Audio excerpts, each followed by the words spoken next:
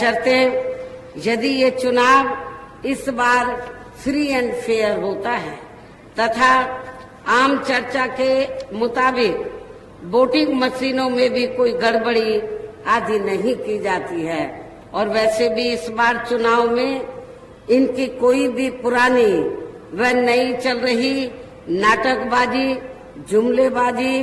व गारंटी आदि काम में आने वाली नहीं है, क्योंकि अब देश की जनता काफी हद तक इस बात को समझ चुकी है कि इनकी पार्टी ने अब तक देश के विशेषकर गरीबों, कमजोर तबकों, मध्यम वर्गीय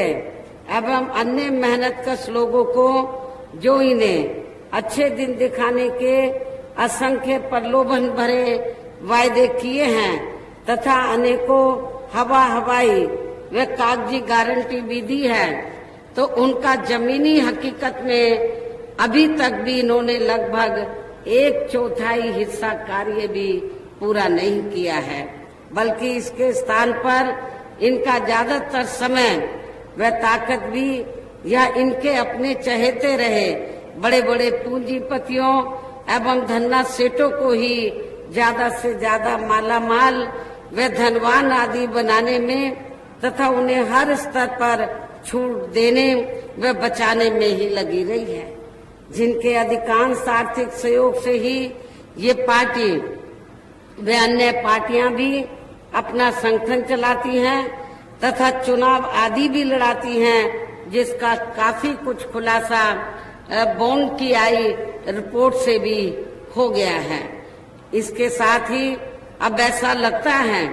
कि कांग्रेस पार्टी की तरह ही बीजेपी ने भी केंद्र की तमाम सरकारी जांच एजेंसियों का ज्यादातर राजनीतिकरण ही कर दिया है। इसके अलावा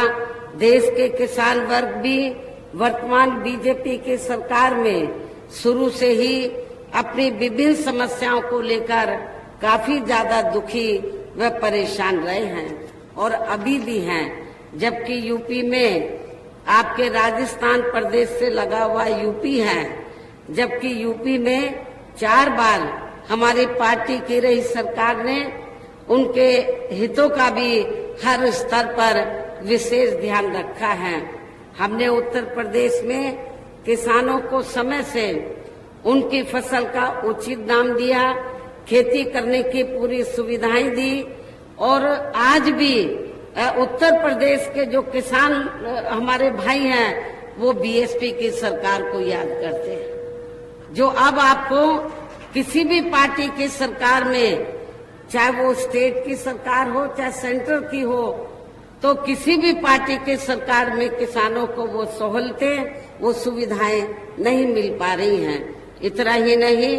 बल्कि केंद्र में पूर्व की रही कांग्रेसी सरकार की तरह ही वर्तमान भाजपा सरकार ने भी इनकी जातिवादी, हीन, सांप्रदायिक एवं पूंजीवादी सोच व नीतियों के चलते ही पूरे देश में सर्व समाज में से खासकर गरीबों, दलितों, आदिवासियों, पिछड़े वर्गों, मुस्लिम एवं अन्य धार्मिक अल्पसंख्यक समाज के लोगों का भी पूर्ण रूप से विकास व उत्थान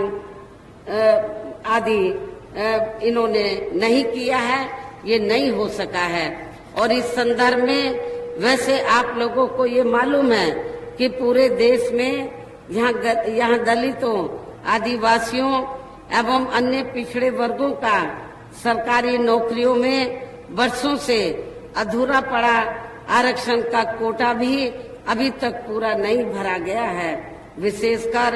एससी व एसटी वर्गों के सरकारी कर्मचारियों का पदोन्नति में आरक्षण तो अब काफी हद तक प्रभावहीन ही बना दिया गया है। साथ ही केंद्र व राज्यों में भी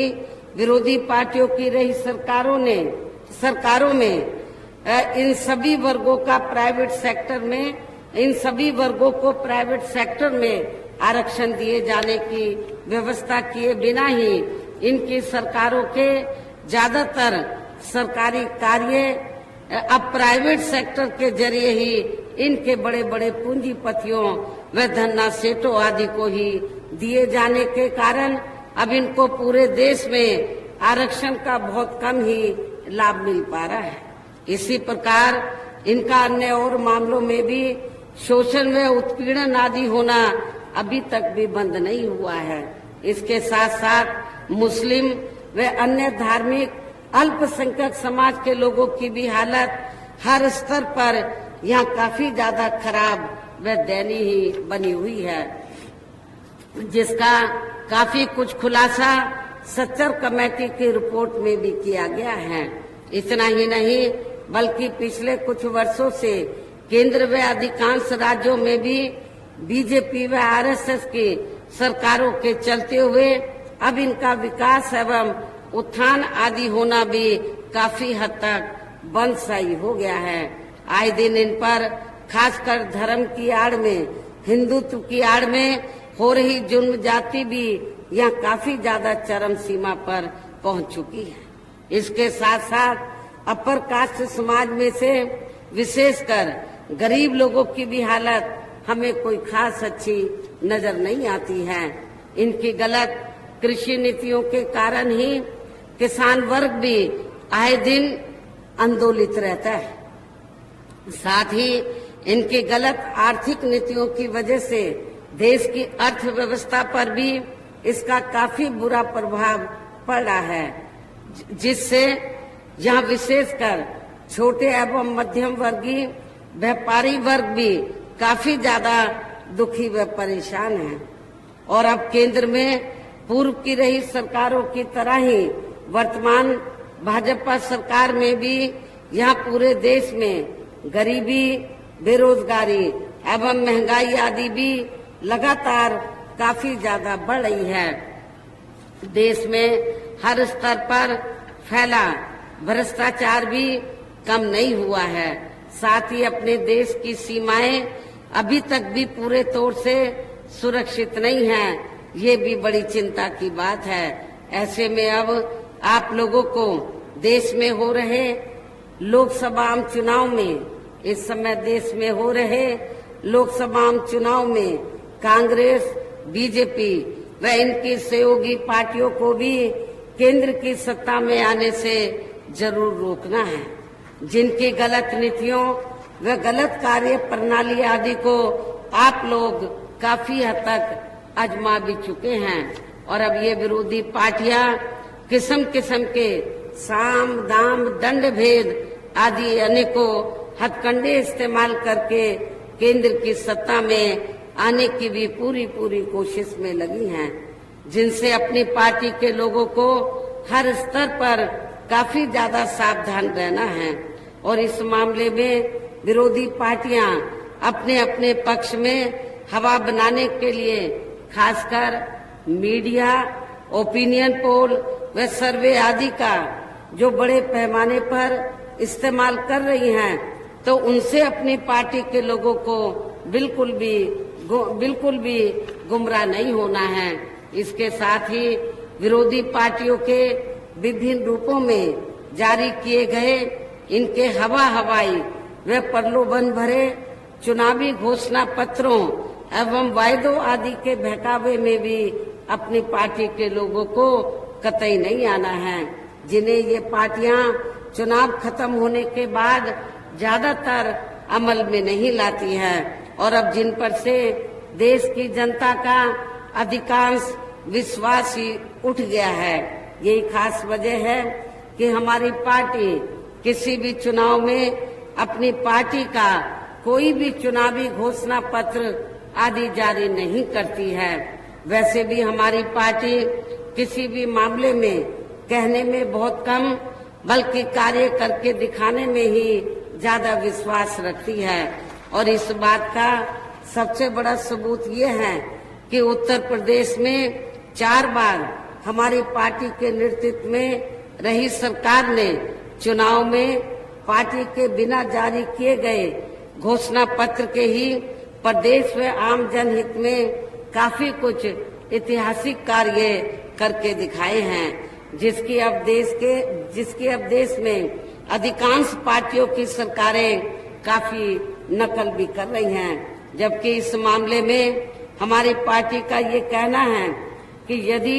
इन पार्टियों के स्थान पर केंद्र में हमें अपनी पार्टी की सरकार बनाने का मौका मिलता है, तो तब फिर हमारी पार्टी की बनी सरकार केंद्र में जहां अब तक रही सभी विरोधी पार्टियों की सरकारों की तरह केवल या हवाई व कागजी कार्य आदि नहीं करेगी, बल्कि उत्तर प्रदेश की तरह ही जमीनी हकीकत में ठोस कार्य करके दिखाएगी। और इस संदर्भ में खासकर मैं ये कहना चाहूंगी, केंद्र द्वारा देश में पिछले कुछ समय से अति गरीब परिवारों को अस्थायी तौर पर फ्री में जो थोड़ी सी खाद्य सामग्री राशन आदि दी जा रही है, तो उससे इनका स्थायी तौर पर भला होने वाला नहीं है। और वैसे भी इनकी ये जटिल समस्या देश में हर हाथ को काम देने से ही केवल दूर हो सकती है, जिसकी तरफ हमारी पार्टी की बनी सरकार विशेष ध्यान देगी। साथ ही देश में पिछले काफी वर्षों से आए दिन बढ़ रही गरीबी, बेरोजगारी व महंगाई आदि से भी जनता बहुत ज्यादा परेशान है, जिसे भी आर्थिक नीतियों में तब्दीली करके जरूर दूर किया जाएगा।